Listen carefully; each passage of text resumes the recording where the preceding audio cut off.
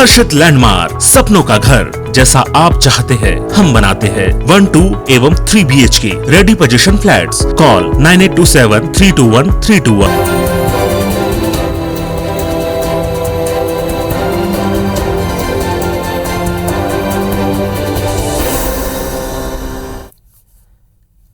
नमस्कार, आप देख रहे हैं IBC 24। मैं हूं आपके साथ विजय कुमार पंड्या। छत्तीसगढ़ की बात में आप सभी का स्वागत है। सत्ता पक्ष हो या विपक्ष, उसका जनता से जुड़े रहना और जनता के मुद्दे उठाना बेहद जरूरी होता है, खासकर तब जब चुनाव तैयारियों में जुटना हो। हालांकि अभी छत्तीसगढ़ में चुनाव में 2 साल का वक्त है, लेकिन कांग्रेस और बीजेपी दोनों हर स्तर पर एक दूसरे को कड़ी टक्कर देने का कोई मौका नहीं छोड़ना चाहते। प्रदेश में सत्तासीन कांग्रेस ने पेट्रोल की कीमत 5 रुपए कम करने पर केंद्र के खिलाफ मोर्चा खोल दिया, तो बीजेपी प्रदेश सरकार पर पेट्रोल डीजल पर वैट कम करने का दबाव बना रही है। इसके अलावा धान के नए समर्थन मूल्य पर भी दोनों दल आमने सामने हैं। बहरहाल धान का दाम बढ़ने से किसानों की आर्थिक स्थिति बेहतर होगी, तो वहीं पेट्रोल डीजल के दाम घटने से महंगाई कम होगी। इससे जनता को थोड़ी राहत मिलेगी। लेकिन बड़ा सवाल यही है कि जनता आगामी चुनावों में किस पार्टी को राहत देगी। ये रिपोर्ट देखिए जरा।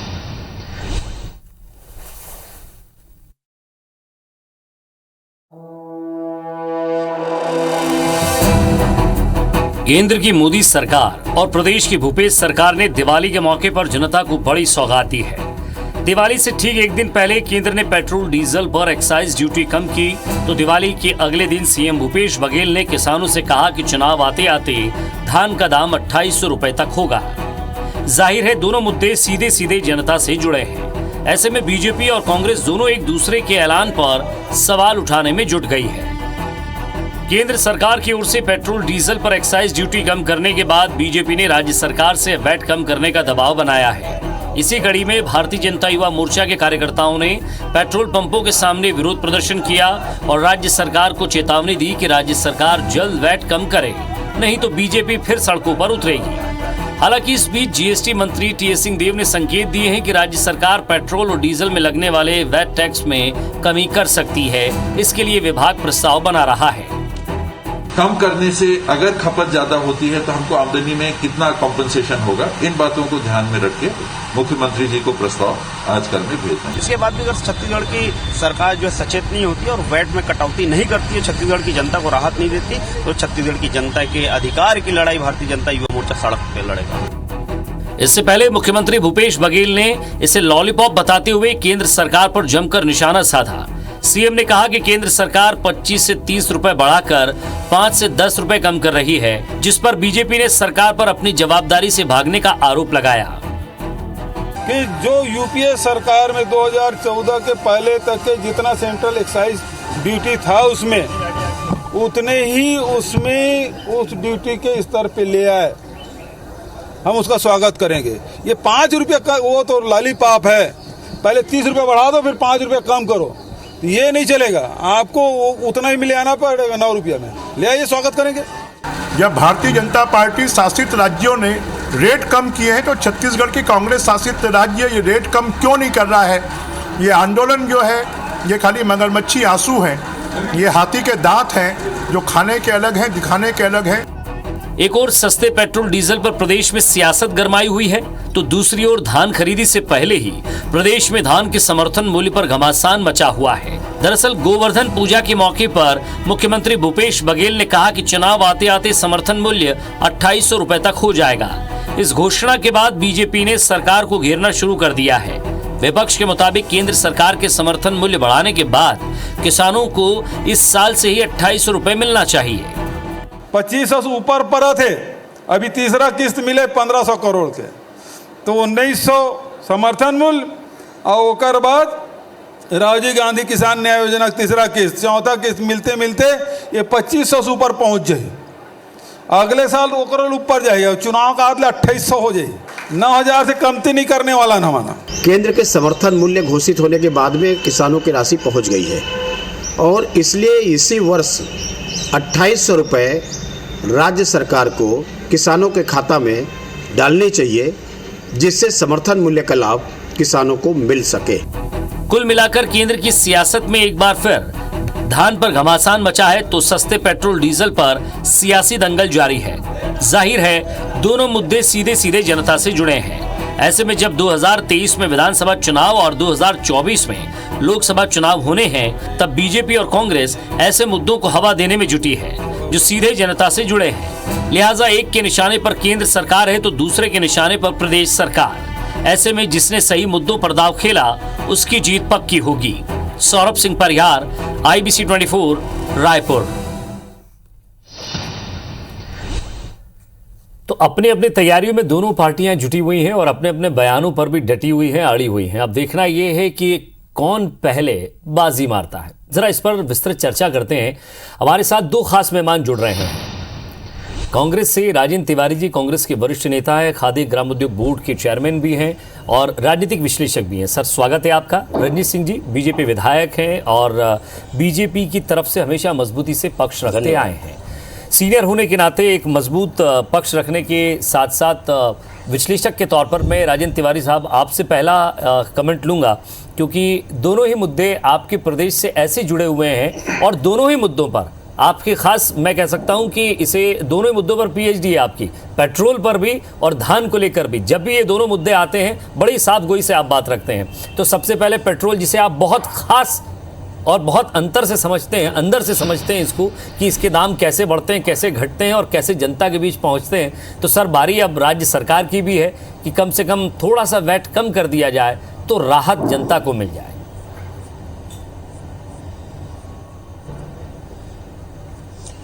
पंड्या जी, सबसे पहले आपको नमस्कार। बहुत दिनों बाद आपसे मुखातिब हो रहे हैं, अच्छा लग रहा है। और आपके माध्यम से पूरे छत्तीसगढ़ की सुदूर अंचल में फैली हुई जनता को भी दीपावली की हार्दिक शुभकामनाएं।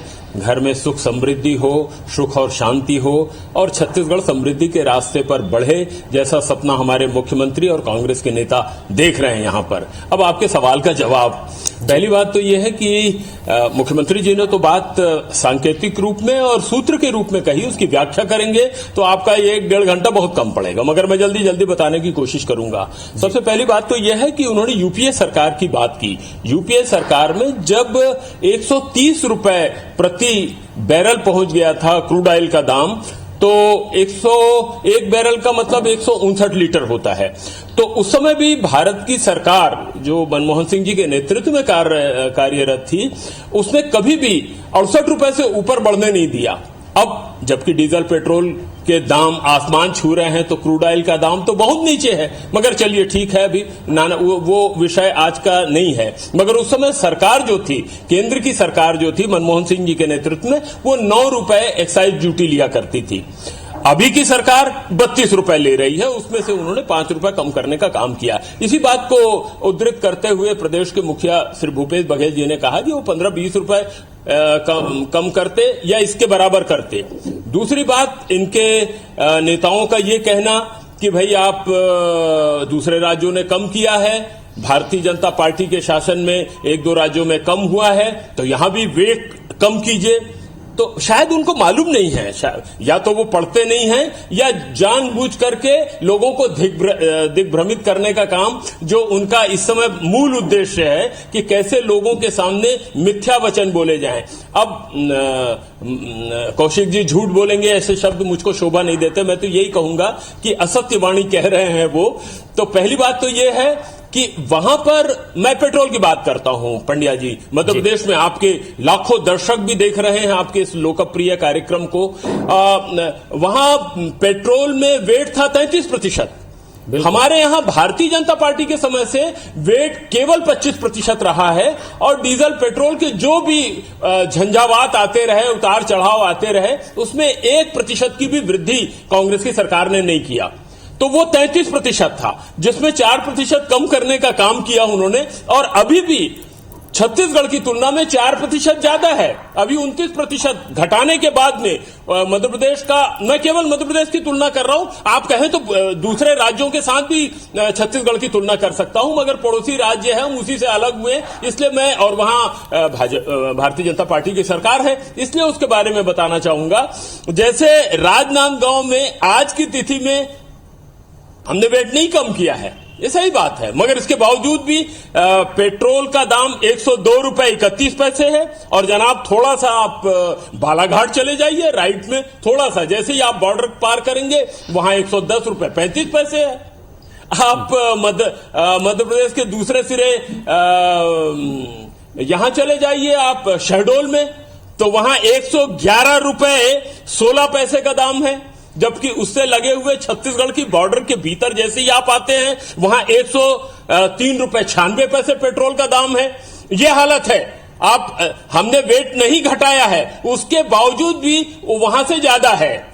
वहां की तुलना में छत्तीसगढ़ के रेट पेट्रोल के बहुत कम है। अब मैं उड़ीसा की बात करूं, मगर यह बहुत तुलनात्मक बहुत लंबी हो जाएगी। सरायपाली में 102 रुपए 12 पैसे में हम पेट्रोल बेच रहे हैं, मगर बरगढ़ में चले जाइए तो 106 रुपए 78 पैसे में। आपको राज्यवार में जानकारी देना चालू करूंगा पंड्या जी, तो आपको पता चलेगा कि कितना अंतर है।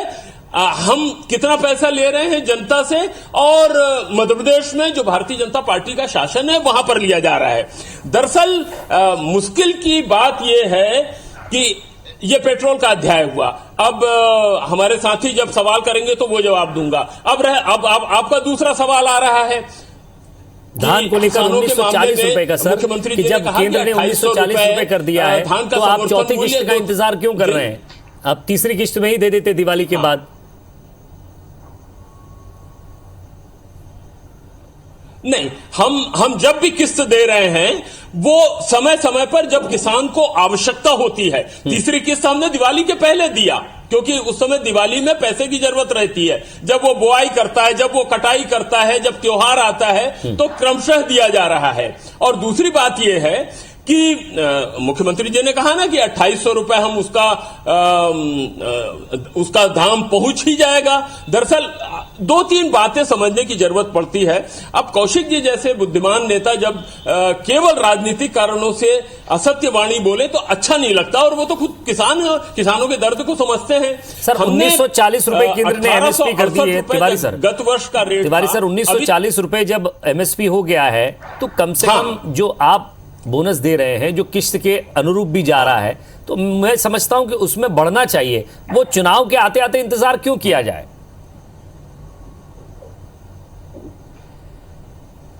नहीं, उसमें हम तो 9,000 रुपए से 1 रुपए कम नहीं कर रहे हैं। आप समझ लीजिए, सबसे पहली बात तो यह है कि यह सरकार जो है वो किसानों की हितैषी सरकार है, किसानों का आशीर्वाद प्राप्त है। आप मुझसे तो ऐसा सवाल पूछ रहे हैं पंड्या जी, मगर पूरे भारत में भारतीय जनता पार्टी की सरकार किसानों के साथ क्या व्यवहार कर रही है? 1 साल से वो आंदोलनरत हैं और उन पर लाठीचार्ज हुआ, उन पर अश्रु गैस के गोले फोड़े गए, और यहां तक कि उनको गाड़ियों से रौंद दिया गया। उसके बाद भी केंद्र की सरकार में के कान में जू नहीं रोंग रहा है। जबकि हमारे साथ ये स्थिति है कि इस वर्ष काफी लंबे वक्त से इंतजार कर रहे हैं रजनीश जी, चावल की। रजनीश जी जरा इन दोनों मुद्दों पर आपकी पार्टी की कुछ अलग राय है, क्योंकि आप विपक्ष में हैं और केंद्र ने जैसे ही पैसा कम किया पेट्रोल डीजल पर और उधर एमएसपी बढ़ाई, तो आप लोगों को लगता है कि कम से कम एक मुद्दा तो केंद्र ने आपको दे दिया ताकि आप प्रदेश की राजनीति में जीवित रह सकें। अब उसको जीवंतता बनाने के लिए, जीवटता बनाने के लिए, या ये कहूं कि एक मजबूत विपक्ष के तौर पर सड़कों पर आने के लिए मौका मिला है, या वाकई प्रदेश की जनता की लड़ाई है, और लड़ाई है तो उसके पॉइंट्स क्या है मजबूत? पंड्या जी, मैं आपको नमस्कार करता हूं सभी व्यूअर्स को। और माननीय तिवारी जी ने बहुत लंबा तकरीर की है तो थोड़ा सा वक्त बिल्कुल सर मिलेगा आपको। मैं उसको जो माननीय तिवारी जी ने कहा है, पहले उन्होंने कहा कि यूपीए सरकार के समय में 2014 तक 9 रुपये टैक्स लिए जाते थे। ये टैक्स लिए जाते थे 9 रुपया, उस समय क्यों लिए जाते थे मैं आपको तुलना करके बता देता हूं। माननीय तिवारी जी सुन लीजिएगा, 2004 में जब माननीय अटल बिहारी जी ने आपकी यूपीए सरकार आई तो 2004 में अटल जी जब उस गद्दी में थे तो सिर्फ डीजल पेट्रोल का बोल रहा हूं, बाकी सब मेरे पास सूची है 2003 में क्या था और 2014 में आपके सरकार ने कहां लेके उसको गए थे देश के सामने। पेट्रोल 33 रुपया था 2004 में, और आप 2014 आते आते 78 ले गए। वो पैसा 9 रुपया जो बोल रहे हैं उसमें राज्य का कितना था और केंद्र का कितना था, अभी जो बढ़ा है उसमें भी तुलनात्मक अध्ययन करूंगा। डीजल 22 रुपए प्रति लीटर था, उसको 44 रुपया से ज्यादा आप ले गए थे 2014 के पहले। ना उस समय कोई कोरोना काल था, ना कोई विपत्ति थी। एक चीज कुछ दिनों के लिए आप जो बार बार बोलते हैं कि क्रूड ऑयल 130 रुपया था, 130 रुपया था, इन 10 वर्षों में कितने वर्ष का था? एक डाटा निकाल के बताइए थोड़ा दर्शकों को। सिर्फ कुछ दिनों के लिए, कुछ महीनों के लिए जो 130 रुपया क्रूड ऑयल हुआ था किन्हीं कारणों से, वैश्विक कारणों से, उसको ये 10 साल के अपनी उपलब्धि में जोड़ के तिवारी जी, दर्शक जो है ना आजकल बहुत पढ़े लिखे हैं, छत्तीसगढ़ के लोगों को आप इतना धूल झोंकेंगे तो समझ रहे हैं सब। दूसरी बात, 2018 में चुनाव होता है, आपका घोषणा पत्र में रहता है कि डीजल और पेट्रोल में वैट कम किया जाएगा। अभी तो 2021 में हम कोरोना को 2018 में नहीं जान रहे थे, सिर्फ चुनाव जीतने के लिए किए थे। डॉक्टर रमन सिंह जी यदि 25% ले रहे थे वैट टैक्स, तो क्यों लिखा था आपने उसको? क्या किया उसमें? आज तो समय की मांग है, तो आप सिर्फ राजनीति करने के लिए जो रमन सिंह जी ले रहे थे, अरे घोषणा पत्र में लिखे हैं महाराज जी, आप उसमें क्या करेंगे? केंद्र की सरकार ने, आप बोलते हैं कि उसको 21 रुपया बढ़ गया है 2014 के बाद, तो 21 रुपया बढ़ा है, तो आप तुलना कर रहे हैं मध्य प्रदेश को, उसको भी सुन लीजिए। मध्य प्रदेश में 18 साल से भाजपा की सरकार है, उड़ीसा में लगभग 20 वर्षों से बीजू दल की सरकार है। आप तो 3 साल आते आते हांफने लगे हैं महाराज जी। कहां मध्य प्रदेश और उड़ीसा से तुलना करने लगे कि यहाँ 102 है, वहां 106 है। वहां की योजनाओं को गिनवाऊं क्या? उड़ीसा में कौन कौन सी योजना गरीब जनता के लिए चल रही है, मध्य प्रदेश में कौन सी योजना चल रही है? उन्होंने कोरोना काल में अपने लोगों के लिए क्या क्या किया? उड़ीसा ने क्या किया, मध्य प्रदेश ने क्या किया, उत्तर प्रदेश ने क्या किया? एक को कुछ नहीं किए हैं। छत्तीसगढ़ में एक फूटी कौड़ी नहीं खर्च किए अपने 2.5 करोड़ जनता के लिए, और उड़ीसा में 2 रुपया ज्यादा है, 4 रुपया ज्यादा, उसमें पहुंच जाते हैं। धान की बात पांड्या जी, आता हूं सर आपके पास, उनका धान का 2018 में जब इनकी सरकार बनी है, 2018 में इनकी सरकार बनी है, एमएसपी लगभग 1800 रुपया के करीब था, 1790। 300 रुपया बोनस माननीय रमन सिंह जी ने उस साल पहले से बजट प्रावधान किया हुआ था, इसलिए वो धान 2100 रुपया गए। कितना दिए? प्रति क्विंटल 400, जिसको बता रहे हैं ना अभी कि हमने 700 दिया, 800 दिया, सिर्फ 400 रुपया दिए। एक साल 555 रुपया दिया, अभी का किस्त दे नहीं पाए। और अभी धान का रेट कितना हो गया? 1940 रुपया। इन 2 वर्षों में केंद्र की सरकार ने एमएसपी रेट लगभग 250 रुपया के ऊपर बढ़ाया है। आप तो 2500 एमएसपी देंगे करके बड़े बड़े कसम खाए हैं ना, तो 2500 में 250 को जोड़ के आज के तारीख में दीजिए। चुनाव आते आते छत्तीसगढ़ की जनता समझ रही है। आप 3500 भी बोलेंगे ना, कोई सुनने मानने वाला नहीं है। चुनाव आते आते 2800 हो गए हैं। छत्तीसगढ़ के लोगों को आपने मूर्ख समझ लिया है कि आप आते आते कर लेंगे। समय दिया सर, मैं 1 मिनट का समय तिवारी जी को दूंगा, उसके बाद ब्रेक लूंगा। सर आप इनकी बातों का जवाब दीजिएगा। वो कह रहे हैं कि आप सिर्फ धूल झोंक रहे हैं, वो आपकी तुलना पुरानी सरकार से कर रहे हैं, अटल जी के समय से। सर जवाब दीजिएगा। नहीं, वो बहुत विस्तार से उसके मामले में बताना पड़ेगा। इन्होंने एक शब्द कहा कि छत्तीसगढ़ की जनता को हम लोग बेवकूफ समझ रहे हैं। बिल्कुल नहीं, छत्तीसगढ़ की जनता को हम लोग बेहद समझदार समझते हैं, इसीलिए तो आपको 14 पे टिका दिया है और हमको 70 सीट दिया है। सबसे पहली बात यह है कि केंद्र में बैठी सरकार, इनको थोड़ी सी लज्जा भी नहीं आती है कि किसानों के साथ में किस तरह का व्यवहार कर रहे हैं। हमने 2500 रुपए देना चालू किया तो इन लोगों ने जाकर के कान भरने का काम किया, और जो खरीदी करनी थी केंद्र की सरकार को चावल की, वो चावल की खरीदी नहीं किया। इस साल भी पंड्या जी, मैं आपके माध्यम से छत्तीसगढ़ के किसानों को बताना चाहता हूं कि किस तरह से दुर्भावना से ओतप्रोत है केंद्र की सरकार छत्तीसगढ़ के किसानों के साथ और पूरे देश के किसानों के साथ में। इस बार कह दिया कि हम उसका चावल नहीं लेंगे। उष्णा चावल की 500 के लगभग मिले हमारे यहां, हजारों लोग उसमें काम करते हैं, और ये कह दिया कि हम उष्णा चावल नहीं लेंगे। पिछले साल हमने 26,38,000 टन उष्णा चावल लिया था, मगर केंद्र की सरकार बुला करके ये कहती कि आपने समर्थन मूल्य से 1 पैसा भी ज्यादा दिया तो हम आपका चावल नहीं खरीदेंगे। आप करवाइए ना केंद्र सरकार से, बुलवाइए कि हम धान का समर्थन मूल्य 2500 रुपए करते हैं। उसके बाद देखिए कि हम क्या करते हैं छत्तीसगढ़ के किसानों के लिए। वो राह सुझाते हैं हमें हजरते रहबर, जिस पाह पे उन्हें चलते नहीं देखा, ये उपदेश देते हैं। और जिस तरह से उन्होंने किसानों के साथ में दुर्गतिपूर्ण और दुर्भावनापूर्ण व्यवहार किया है, वो छत्तीसगढ़ के किसानों के सामने है। हम किसानों के लिए मनसा वाचा कर्मणा समर्पित है।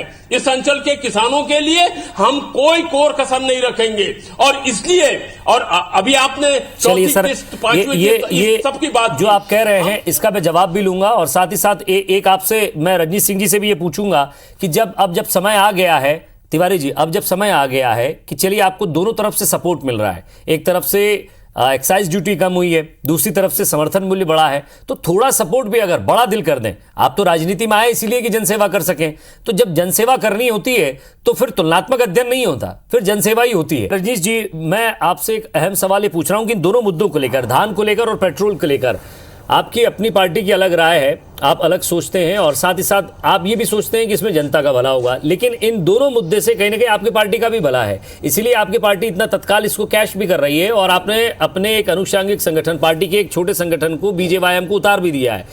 क्या आपको लगता है कि आप अब सड़कों पर उतरकर इस पूरे मुद्दे पर आंदोलन करेंगे तो कहीं ना कहीं 2 साल से पहले जो एक भूमिका बननी चाहिए, धान और पेट्रोल का मुद्दा जो आप इनसे छीनना चाह रहे हैं, क्योंकि इसी मुद्दे को लेकर केंद्र पर हमला करती है कांग्रेस, वो मुद्दा और ये धान का मुद्दा, आपको लग रहा है दोनों से एक बहस बन जाएगा? पांड्या जी, मैं इस विषय पर जरूर जवाब दूंगा। माननीय तिवारी जी हैं, बहुत ही विद्वान हैं, लेकिन मैं उनकी मजबूरी समझ सकता हूं कि वो डिफेंड कितना करें। आखिर पूरा यहां से वहां तक मामला पार्टी का, सरकार का, उनका इस तरह से खराब हो चुका है, कितना डिफेंड करेंगे। मैं 2-3 चीज उन्होंने जो कहा उसका जवाब दे दूं कि हमारी केंद्र सरकार हमारे साथ भेदभाव कर रही है। डे 1 से ये सरकार रोते रोते पैदा हुई है और रो रही है लगातार। ये इन्होंने कहा कि हमारी चावल नहीं ले रही। मैं आपको बता रहा हूँ तिवारी जी, 2019-20 में 26 लाख मीट्रिक टन FCI चावल आपसे लेने का एग्रीमेंट किया था। आज तारीख तक 26 लाख मीट्रिक टन नहीं दे पाए हैं। दूसरी बात, 2021 में 24 लाख मीट्रिक टन चावल देने का एग्रीमेंट हुआ है। अभी हम लोग बैठे हैं, आज नवंबर 6 तारीख को, आपकी सरकार 24 लाख मीट्रिक टन चावल नहीं दे पाई है। दूसरी बात, इन्होंने जो कहा कि हमको 60 लाख मीट्रिक टन ये चावल देने के बात सहमति केंद्र सरकार ने दी है। अब ये रो रहे हैं कि हमको उसना चावल चाहिए। तिवारी जी, आपको याद दिला देता हूं, आप ये बात करेंगे तो जीएसटी का तीर चलाएंगे फिर कि आप जीएसटी की राशि भेज दीजिए। पांड्या जी, 1 मिनट में अपनी बात समाप्त करता हूं। जी, बोलिए, पूरा समय मिलेगा आपको। 2007 से 2010 तक जब इनकी यूपीए की सरकार थी, केंद्र सरकार द्वारा छत्तीसगढ़ का अरवा चावल नहीं लिया गया था। कभी रमन सिंह जी कभी इस तरह की बात नहीं किए थे कि केंद्र ऐसा कर रहा है, वैसा कर रहा है। 3 साल तक अरवा चावल नहीं लिया गया था, लेकिन रमन सिंह जी ने उसको छत्तीसगढ़ के हित में ही उपयोग किया। कभी घूमते नहीं फिरते थे कि केंद्र सरकार हमारे साथ सौतेला व्यवहार कर रही है। और 450 लगभग उसना चावल के यहाँ मिल है, आप 3 साल नहीं लिए, उसके बाद तो हम लोग कुछ नहीं बोले। भारतीय जनता पार्टी की डॉक्टर रमन सिंह जी की सरकार, अभी आपका 30 सेकंड और आपके पास, मेरे पास समय का तिवारी जी के पास जाना पड़ेगा और दे नहीं पाए, उसके बाद अब रोना शुरू करते हैं। अरे वहां बफर स्टॉक है, ये पूरे देश के लिए बनता है। छत्तीसगढ़ में आप लोग को मालूम नहीं था क्या कि 2500 हम बोलेंगे दे देंगे, अगले साल आप 4000 समर्थन मूल्य घोषणा कर दोगे और बोलोगे कि मोदी जी नहीं दे रहे हैं, तो आपके लिए अलग से नियम बनेंगे। और आपने कहा कि ये 2 मुद्दे, पांड्या जी, धान खरीदी हो, चाहे कानून व्यवस्था का हो, चाहे महंगाई का हो, ये जो स्तर पर लेके गए हैं, शराब माफिया हो, भू माफिया। चलिए, आखिरी सवाल मैं तिवारी जी से लूंगा और पूरा स्पष्ट इसमें समझने की कोशिश करूंगा कि सर क्या वाकई केवल इसलिए विरोध हो रहा है कि दोनों सरकारें अलग अलग हैं। अब नहीं, दोनों सरकारें तो अलग हुए हैं, उसमें तो कोई शक की बात नहीं है पंड्या जी, मगर अभी महंगाई की बात कर रहे हैं। महंगाई डायन जीना हराम कर दी है। आप तो खुद परिवार वाले हैं पंड्या जी, जानते हैं कि खाद्य तेल के दाम क्या है। एक एक चीज गिराना चालू कर दें इनको। 400 रुपए का गैस सिलेंडर अब 1000 रुपए इन्होंने पहुंचाया, सब्सिडी खत्म कर दिया। ये क्या नाक लगा करके बात करेंगे? और सबसे बड़ी बात के समय में 15 लाख किसान पंजीकृत थे और आज, अरे सुन लो ना, और आज 22 लाख किसान हमारे यहाँ पंजीकृत हैं। ये खरीदते थे 56 लाख टन चावल से ज्यादा इन्होंने खरीदा नहीं। मैं आऊंगा ना आपके पास, अगर समय होगा तो मैं जरूर पूछूंगा आपसे। 1 करोड़ 5 लाख टन धान खरीदने वाले हैं। ये क्या बात करेंगे? और सबसे बड़ी बात यह, पिछले साल हमने 5750 करोड़ रुपए राजीव गांधी न्याय योजना के अंतर्गत दिया था। इस बार हम 6000 करोड़ रुपए किसानों को अतिरिक्त राजीव गांधी तो न्याय योजना के अंतर्गत देने जो वाले आप राशि दे रहे हैं और जो भला कर रहे हैं जनता का, इस भले में थोड़ा सा भला और हो जाएगा। सुनते जाइए एक एक बात। थोड़ा सा अगर एक्साइज ड्यूटी जो कम हुई है सर, वैट कम कर, आपके पड़ोसी राज्य ने कम कर ली सर, उड़ीसा ने, वो गैर कांग्रेसी और गैर बीजेपी सरकार है। मैं आपसे कह रहा हूं पंड्या जी, जहां छत्तीसगढ़ के लोगों का हित जुड़ा हुआ है, ये सरकार उदारता के साथ प्राथमिकता के दृष्टिकोण से उस काम को करेगी। अभी तो कोई अध्याय नहीं बंद हुआ है। अभी आपने माननीय टी.एस. सिंहदेव का वक्तव्य भी बताया है पढ़ करके, मतलब तो तब तक आप थोड़ा सा आंदोलन का टाइम दे देंगे इनको कि भाई थोड़ा छोटा मोटा आंदोलन कर लीजिए। होगी छत्तीसगढ़ के हित में होगी, वो काम प्राथमिकता के आधार पर किया जाएगा। जी रजनीश जी, आखिरी जवाब आपसे। और अधिकृत रूप से कह रहा हूं पांड्या जी, ये जैसे कि शराब के मामले पर कमेटी गठन किए हैं, अभी सिंहदेव जी का बयान मैं सुन रहा था, माननीय सिंहदेव जी का, कि हम अध्ययन कर रहे हैं दूसरे राज्यों का। अरे उस कमेटी से तो भाग गए हो आप लोग यार। उस कमेटी एक सर्वदलीय कमेटी बनाई गई है जिसमें आने तक का नाम नहीं लेते हो आप। शराब की बात मत करो आप। 7,000 छोड़े इस प्रदेश को इतना पिलाया है आपने कि अचानक शराबबंदी कर देंगे तो जो बुरा हाल अभी लॉकडाउन में हुआ है वो परिणति होने लगती। बिहार का समाचार सुन रहे हैं कि नहीं आप, जहाँ शराबबंदी लगी है और कितनी बुरी हालत में पहुंचा दिया है राज्य सरकार ने। जगह जगह शराब की भट्टियां खुल गई है। वैसे ही छत्तीसगढ़ में चाहते हैं क्या कि लोग अवैध शराब पी करके मरने लग जाए? 2003 में कितनी? पर सर अगर आपकी सरकार उसी तरह विचार करेगी ना सर, रजनीश जी मैं रोक रहा हूं आप दोनों को, लेकिन तिवारी जी अगर आपकी सरकार अगर विचार करेगी और सोचने का समय देगी तो विपक्ष को एक थोड़ा सा ऑक्सीजन मिल जाएगी, मुद्दे मिल जाएंगे, सड़क पर उतरने का माहौल बन जाएगा और 2 साल तक आते आते ये ऑक्सीजन उनके लिए वेंटिलेटर से बाहर आने की एक तैयारी ना हो जाए। 10 सेकंड तिवारी जी। वो वेंटिलेटर में परमानेंट पड़े हुए हैं, अभी रहेंगे कई साल, आने वाले कई साल में वो वेंटिलेटर में ही दिखेंगे आपको। आप देखिएगा छत्तीसगढ़ की जनता ने इनके काले कारनामों को, इनके भ्रष्टाचार को बहुत करीब से देखा है। आपको भी देता हूं। सरकार वेंटिलेटर में है तिवारी जी, आने वाले जितने सरकार को वेंटिलेटर में है आपका क्या परिणाम हुआ बहुमत के बाद, जितने भी चुनाव है भारी बहुमत के बाद सरकार वेंटिलेटर में है। अपना 3 साल आते आते, क्योंकि चलिए इसे यही समेटना होगा। लेकिन सवाल यही है कि जब सरकार, केंद्र सरकार की तरफ से अगर एमएसपी बढ़ी है तो ये जरूर दिखता है कि कुछ बड़ा है और जनता को भी उसका फायदा मिलना चाहिए, ऐसा विपक्ष का आरोप है। क्योंकि वो अपनी सरकार यानी कि केंद्र की सरकार से राज्य सरकार के तुलनात्मक अध्ययन इसलिए कर रही है क्योंकि वहां एमएसपी बढ़ाई गई है। दूसरा ये कि पेट्रोल डीजल के दाम जो है वो कम किए गए, एक्साइज ड्यूटी घटाई गई है। तो बाकी बीजेपी शासित राज्यों ने कम किया है। उड़ीसा की अगर बात कर ले कि राज्य गैर कांग्रेसी और गैर बीजेपी सरकार है, वहां उन्होंने भी कम किया 3-3 रुपए। तो थोड़ा अगर राहत की उम्मीद जनता करती है तो मैं समझता हूं कि इस समय जनता को थोड़ी राहत मिल सकती है, क्योंकि महंगाई जिस तरह से बढ़ रही है उसकी मार जनता पर ना पड़े और दोनों ही पार्टियां इस पूरे वर्चस्व की लड़ाई में अगर ये सोच रही है कि केवल और केवल बयानबाजी से ये खत्म हो सकता है, तो सर जनता देखती है, समझती है। 2 साल बाद फिर से चुनाव है, वो देखेंगे कि किसने किसके लिए क्या किया।